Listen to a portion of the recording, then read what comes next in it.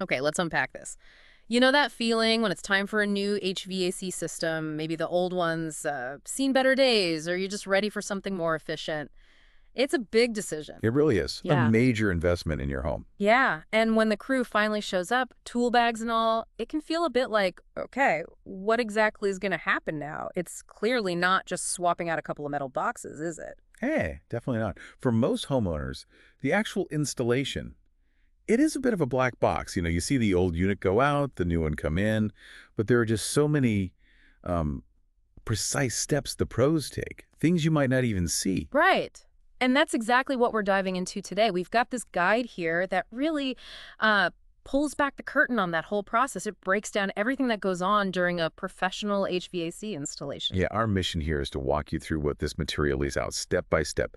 We want to give you a really clear picture of just how thorough it is, understanding everything they do to make sure that new system is installed safely, correctly, and built to last. It's definitely way more involved than just a quick swap. This guide makes that super clear. It's a multi-stage thing, customized. So let's walk you through it, starting before they even, touch a wrench. Right. Kicking it all off, this guide points to a really crucial first step. Happens before the main work starts. It's a detailed pre-installation A walkthrough. walkthrough, so they don't just roll up and start tearing things out. Not if they're following a process like this one, no. They actually take the time to go through your property with you, basically. They confirm everything from the estimate. They're checking the exact spots for the indoor unit, the outdoor unit, looking really closely at your existing ductwork, its condition, the layout, Ah, okay. checking electrical access, figuring out the best way for drainage, verifying the thermostat wiring, all that stuff. Okay, so it's like a final check. Making sure the plan fits the reality of your house before they start pulling things apart or bringing in the new gear. That makes a ton of sense. Avoid surprises mid-job. Exactly. The whole point is confirming those details, heading off potential, hiccups before they become real problems or delays during the actual install. It saves time and hassle later. And there's a neat little bonus tip in the guide right here. It says this walkthrough. That's actually your best chance as the homeowner to ask about any last-minute upgrades, like maybe adding an air purifier or a whole home humidifier, or maybe switching to one of those smart thermostats. Good point. And that flows right into the next really critical phase, the material highlights, something that's pretty much non-negotiable these days. Permits and code compliance. Right, the official paperwork part.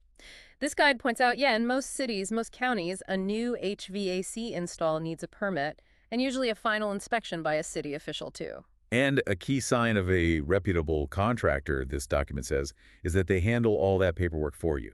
They really stress why. It's not just red tape, it's fundamental. Safety, making sure the work meets the established building codes. Yeah, they list specifics the inspector looks for. Things like, is the line set insulation right? Those copper pipes. Hmm. How refrigerant's handled. Is there enough combustion air? Is the venting safe for the furnace? Electrical disconnects installed properly? All crucial safety checks. Yeah. And it's an important point the guide makes. Not all contractors do pull permits. Yeah. Skipping it might seem faster, maybe cheaper up front, Yeah. but you're skipping that vital safety check. Could cause major issues later, even with insurance. Okay, wow. Good to know. So walkthrough's done, permits are underway, now the actual physical work starts, right? Removing the old system. Exactly. Clearing the way. This is where the existing equipment gets carefully disconnected and hauled out. Your old furnace or air handler inside, the condenser unit outside, maybe an old thermostat. And it's not just yanking it out, right? The material mentions some important steps for doing it responsibly. Oh, absolutely. A key one is reclaiming the refrigerant. That stuff isn't just air, it's a chemical. It has to be captured using special EPA-certified gear.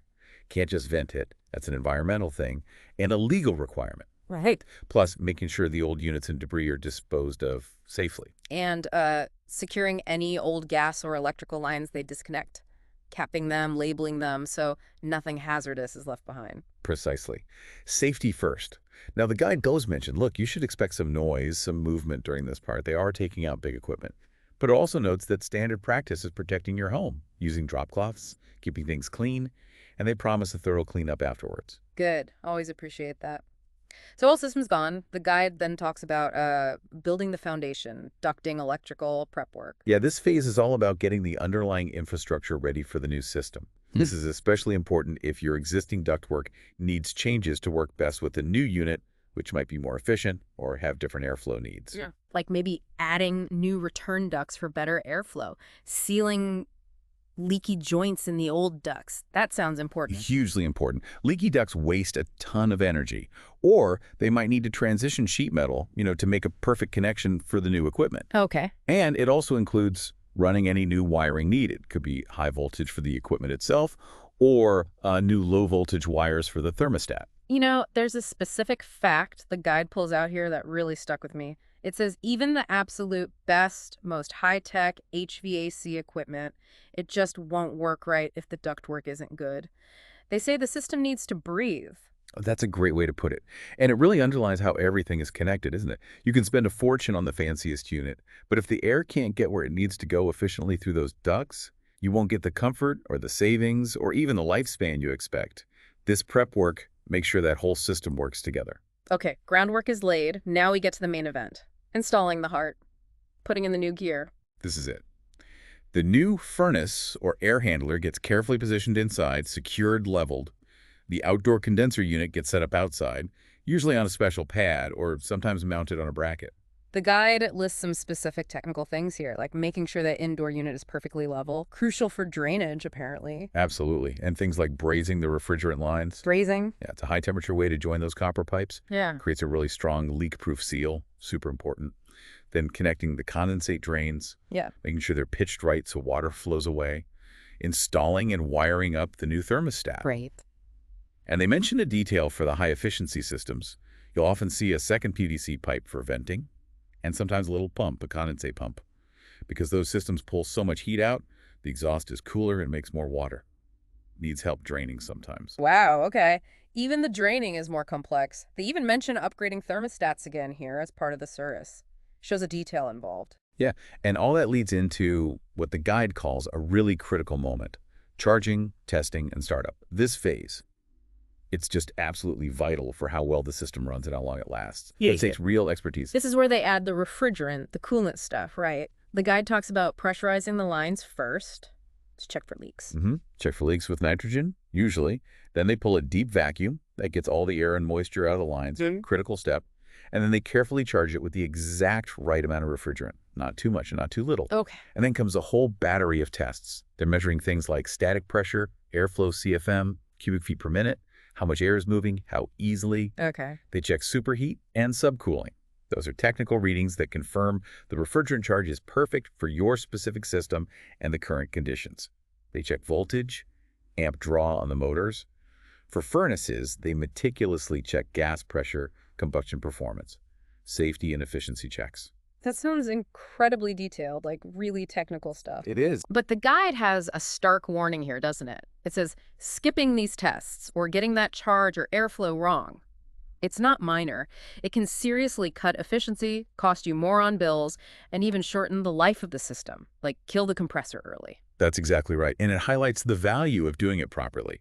That testing might look quick to a homeowner, but it's the difference between a system purring along for 15, maybe 20 years, and one that struggles, costs more to run, and potentially dies young. That's where the real expertise makes a difference. It takes time, but it's crucial time. Okay, so it's installed, charged, tested, inside and out. Then the guide talks about the final walkthrough and system orientation. This is where they walk you, the homeowner, through everything. Yeah, they don't just pack up their tools and vanish. A good crew takes the time. They'll show you how to use the new thermostat modes, settings, scheduling maybe. They explain what sounds are normal for the new system. Sometimes they sound different than the old clunker. They show you where the air filter is, what kind you need, super important, how often to change it, and critically, where the emergency shutoffs are. Gas, power. You need to know that. Good point. They also go over what's next, like if there's a city inspection coming up, give you the warranty info, and often talk about maintenance plans to keep it running well. It's really about making sure you understand your new system. Exactly, empowering you. And the process doesn't totally stop when they drive away. The guide details what happens after the installation day. Like submitting the warranty registration for you. That's often needed quickly to keep it valid. Yeah. Manufacturers often require it within, say, 60 or 90 days. So the contractor usually handles that. And they'll coordinate that final inspection with the city if one's required.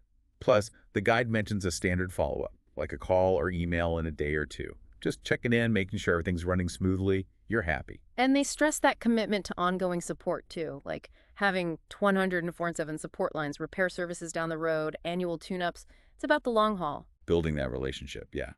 Not just a one-off job. Now, while the pros are doing all this complex work, the guide also has some tips on how you, the homeowner, can help make it smoother, preparing for installation day. Right, simple stuff that actually makes a big difference for the crew. They suggest clearing paths to the furnace area, the outdoor AC spot, the electrical panel. Just make it easy for them to get in and out with equipment. Makes sense. Making sure gates are unlocked, clearing any stuff away from the outdoor unit area, bushes, garden gnomes, whatever. Right. Securing your pets. Keep them safe and out of the way. And maybe the most helpful, just being reachable by phone or text. Sometimes they have a quick question, need a small decision. Being available saves a lot of time. Yeah, those sound like small things, but you can totally see how they'd help the crew work more efficiently, avoid delays, makes the whole day better. For sure. So bring it all together. This guide really hammers home the point. A proper HVAC installation. It is so much more than just swapping boxes. Yeah, it really paints it as this comprehensive, detailed process tailored to your house, focused on safety, efficiency, comfort, takes time. And they really emphasize doing it right. No rushing, no sloppy work, no high-pressure sales stuff. It all comes back to the thoroughness, the precision we've been talking about. So we've walked through this whole detailed guide. We've uncovered all these layers, haven't we? From that first check, the permits, the careful removal, all that vital prep work on ducts and wiring.